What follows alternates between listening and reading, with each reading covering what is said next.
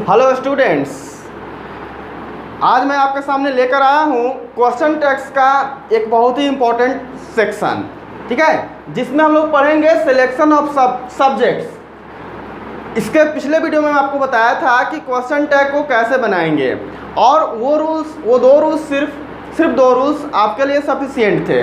लेकिन मैं आज आपको बताऊंगा कि दिए हुए क्वेश्चन टैग के क्वेश्चन में जो सब्जेक्ट का सिलेक्शन होता है उसका सिलेक्शन कैसे होगा, हम कैसे बनाएंगे, आखिर हम स्टेटमेंट से किस तरह हम सब्जेक्ट निकालेंगे।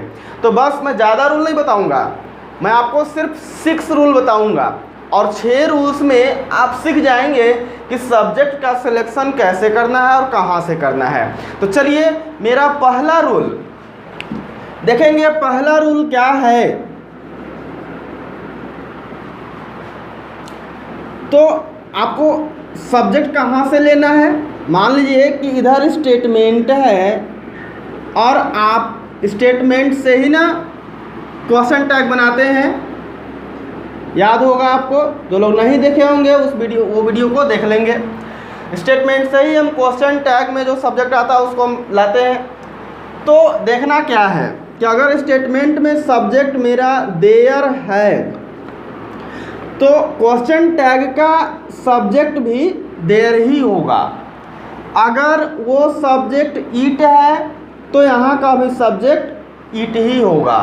अगर सब्जेक्ट वन है, केवल वन एज ए प्रोनाउन, याद रखिएगा, वन बॉय नहीं, वन गर्ल नहीं, सिर्फ वन, तो यहाँ भी वन ही लिखाएगा। अगर वो सब्जेक्ट दिस या दैट है, ठीक है, तो उसके लिए सब्जेक्ट आएगा इट। अगर दिस या दैट और इसके बाद कोई नाउन है, दिस या दैट और उसके बाद कोई नाउन है, तो इसके लिए जो क्वेश्चन टैग में जो सब्जेक्ट होगा वो इस नाउन के अनुसार होगा, अकॉर्डिंग टू द नाउन। इस नाउन के अनुसार यहाँ पर सब्जेक्ट हम लोग लिखेंगे। अगर सब्जेक्ट दीज या दोज होगा तो क्वेश्चन टैग का जो सब्जेक्ट होगा वो दे होगा। इतना चीज़ आपको याद रखना है। ये सारे प्रोनाउंस के रूप में आपको बता दिए।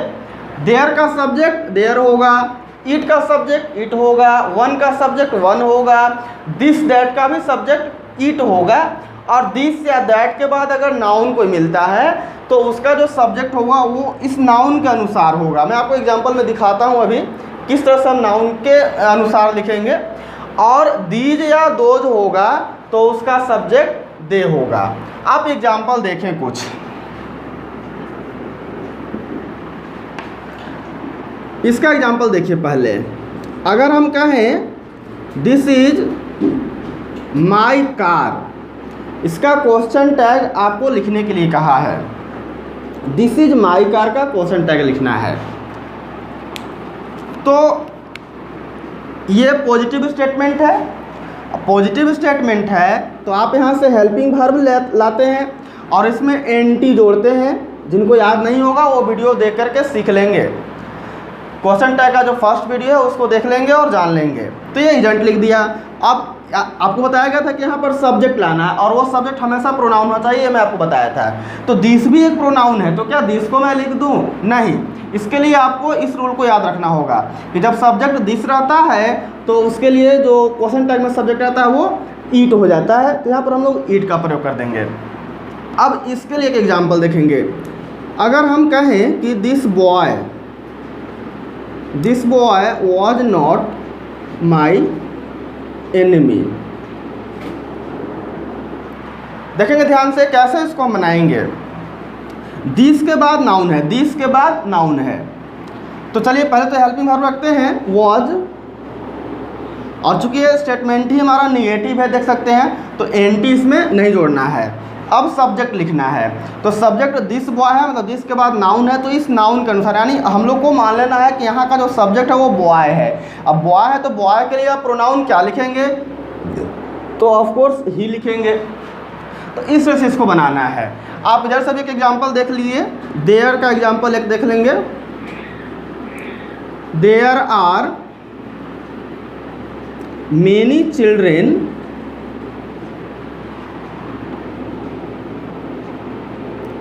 इन द प्लेग्राउंड। इसका क्वेश्चन टैग कैसे होगा? तो सबसे पहले हेल्पिंग वर्ब ले लेना है आर, और ये स्टेटमेंट पॉजिटिव है तो इसमें एनटी जोड़ देंगे। अब सब्जेक्ट लिखना है, क्योंकि इस सेंटेंस का जो सब्जेक्ट है वो देयर है, तो यहाँ भी क्वेश्चन टैग में भी देयर ही आएगा। ठीक है, तो ये मेरा फर्स्ट रूल है। और अब मैं आपको सेकेंड रूल में क्या है, मान लीजिए कि आपके पास ऑफ देम, यहाँ पर कुछ रहेगा, मैं आपको बता रहा हूँ, एग्जाम्पल में बताऊँगा। ऑफ देम रहेगा या ऑफ यू रहेगा या ऑफ अस रहेगा, ये सब्जेक्ट रहेगा स्टेटमेंट में। तो क्वेश्चन टैग में हम लोग सब्जेक्ट की जगह पर क्या लिखेंगे? तो देखिए, देम अगर आप जानते होंगे, देम जो होता है वो ऑब्जेक्ट होता है, देम का सब्जेक्ट दे होता है, तो आपको यहाँ प्रयोग करना है दे। यू ऑब्जेक्ट में भी यू होता है और सब्जेक्ट में भी यू होता है, तो यहाँ भी यू ही प्रयोग करेंगे। और अस ऑब्जेक्ट है, इसका सब्जेक्ट वी होता है। बस बन गया, इतना आपको याद रखना है। जैसे मान लीजिए एग्जाम्पल में, all of them are going to attend the party. इसका क्वेश्चन टैग आपको बनाना है।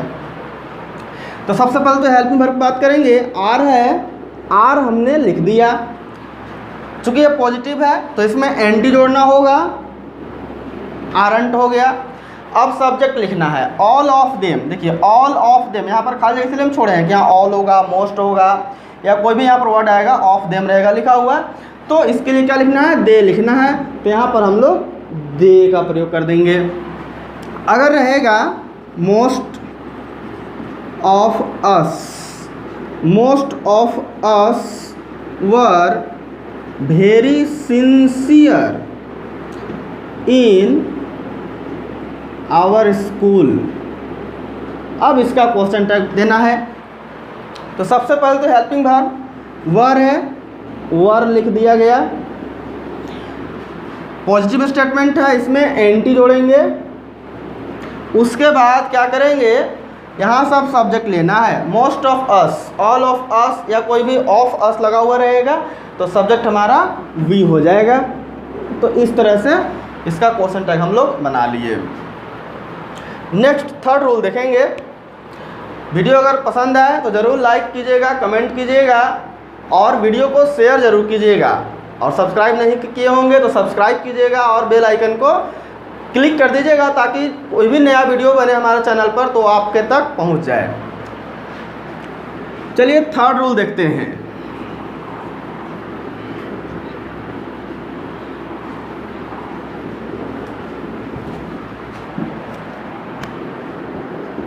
रूल थर्ड में है, अगर हमारा सब्जेक्ट बॉडी के रूप में हो या वन के रूप में हो, बॉडी के रूप में हो या वन के रूप में हो। जैसे इसमें क्या आएगा, anybody, somebody, nobody. इसी तरह से एनी वन, सम वन, नहीं दिख रहा हो तो ध्यान से सुनेंगे, नो वन, एवरी वन, इस तरह से आएगा। तो ये बॉडी या वन वाला सब्जेक्ट हो स्टेटमेंट का, तो इसके लिए क्वेश्चन टैग में जो सब्जेक्ट होगा वो दे होगा। अगर आप कुछ ग्रामर्स को उठाकर देखेंगे या पुराने ग्रामर्स को, तो वहाँ आपको ही बताता है कि इसका स्टेटमेंट में होना चाहिए, ही होना चाहिए। लेकिन जी देखिए क्या हुआ कि अब इक्वालिटी की का युग आ गया है। अब ही जब लिखा जाएगा तो जो महिलाएं हैं वो क्लेम कर देती हैं कि नहीं, वाई नॉट सी। आखिर जब इक्वालिटी है, जब समानता का अधिकार है, तो फिर ही केवल मैन के लिए क्यों लिखा जाएगा? भाई हम लोग के लिए सी है तो हम लोग के लिए सी लिखा जाए, ही मत लिखा जाए। तो क्या किया गया कि ग्रामरियंस जो है उसको ही को भी हटा दिए, ना ही रहेगा ना सी रहेगा, उन्होंने दे का प्रयोग कर दिया उसके जगह पर। ठीक है, तो आप याद रखिएगा, बॉडी या वन वाला आएगा तो दे का प्रयोग करना है। और एक है थिंग वाला है, ये भी है एनीथिंग, समथिंग, नथिंग, इस तरह से आएगा एवरीथिंग। तो इसके लिए आपको यूज करना है ईट का प्रयोग करना है। कुछ एग्जाम्पल्स देख लेंगे। अगर मेरे पास एग्जाम्पल है something is better than nothing, इसका क्वेश्चन टैग देना है जी। तो सबसे पहले क्या करना है आपको, हेल्पिंग वर्ब लिखना है। और ये जो स्टेटमेंट है हमारा पॉजिटिव है, ठीक है, इससे कंफ्यूज नहीं होंगे, ये हमारे सेंटेंस को निगेटिव नहीं बना रहा है, ठीक है। तो आप क्या करेंगे कि पॉजिटिव स्टेटमेंट है तो हम लोग इजेंट का प्रयोग करेंगे। और अब हम लोग को क्या लिखना है, सब्जेक्ट लिखना है। अभी आपको बताया है कि जब थिंग वाला सब्जेक्ट हो तो उसके लिए क्वेश्चन टैग का जो सब्जेक्ट होगा वो ईट होगा। बॉडी की बात करते हैं। अगर हम कहें कि नो बॉडी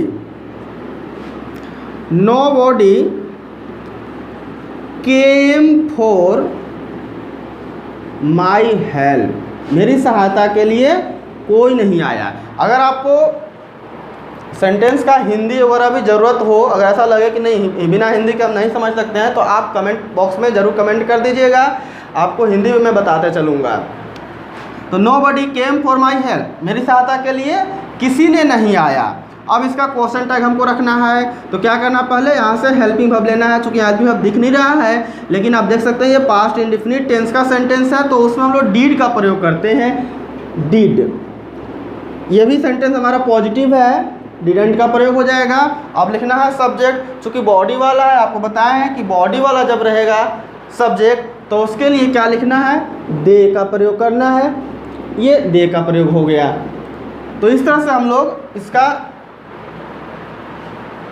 एक मिस्टेक यहाँ पर हुआ है, ये नो है ना, तो ये तो स्टेटमेंट निगेटिव खुद हो गया, इसको सुधार लेंगे आप लोग। यहाँ पर केवल डीड दे होगा, क्योंकि यहाँ नो पहले ही आ गया है, ये स्टेटमेंट निगेटिव है, तो यहाँ पर एंटी नहीं लगेगा, ठीक है, डीड दे करेंगे।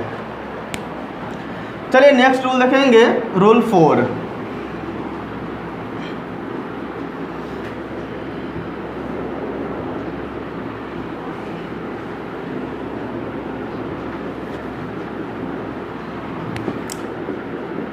रूल 4, अगर हमारा स्टेटमेंट की शुरुआत होता है लेट्स से या लेटस से, हालांकि ये लेटस जो है इसी लेट्स का फुल फॉर्म है, ये लेट्स शॉर्ट फॉर्म है। अगर हमारा स्टेटमेंट की शुरुआत लेट्स या लेटस से होती है, ठीक है, तो उसके लिए क्वेश्चन टैग सिर्फ और सिर्फ शैल वी होता है। ये मैं क्वेश्चन टैग बता दिया हूँ, सब्जेक्ट वगैरह सब इसी में इंक्लूड है। शैल वी, सिर्फ शैल वी होगा, ये नेगेटिव है कि पॉजिटिव है उसका कोई मैटर नहीं करता है। एग्जाम्पल देखेंगे आप लोग। अगर लिखा हुआ है लेट्स प्ले क्रिकेट, इसका क्वेश्चन टैग देखिए, अगर सेंटेंस में छोटा लिख रहा हूँ तो इसका ये मतलब नहीं है कि बड़ा सेंटेंस आएगा तो रूल कोई चेंज हो जाएगा, ठीक है। आपको मैं सिंपल वे में बता रहा हूँ ताकि आप सिंपल को ही समझें, तो जाकर के आप बड़ा से बड़ा क्वेश्चन भी बना सकें। तो लेट्स से हमारा सेंटेंस स्टार्ट है, इधर कितना भी बड़ा सेंटेंस लिखा हुआ है हमको उससे मतलब नहीं है, बस हम लोग को लेट्स देख लेना है। और जब लेट्स देख लिए तो इसका जो क्वेश्चन टैग होगा वो शैल वी होगा, शैल वी। लेटस भी वही चीज़ है, लेटस इग्नोर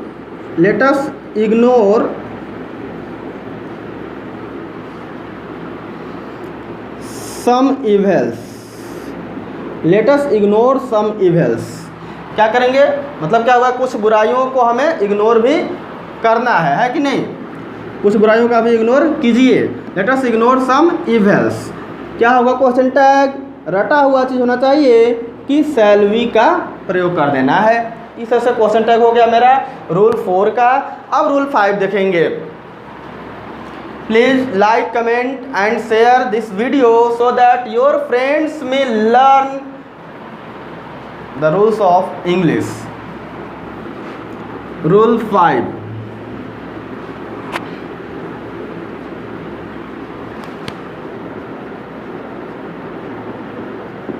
देखिए रूल 5 में क्या है, यहाँ मैं आपको बताऊंगा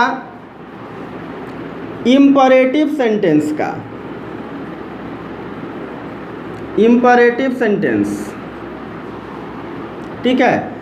जब हमारा सेंटेंस इम्परेटिव हो, इम्परेटिव सेंटेंस बहुत लोग नहीं भी जानते होंगे, मैं आपको बता दे रहा हूँ। इम्परेटिव सेंटेंस का शुरुआत जो होता है वो इस तरह से होता है, V1 से स्टार्ट होता है।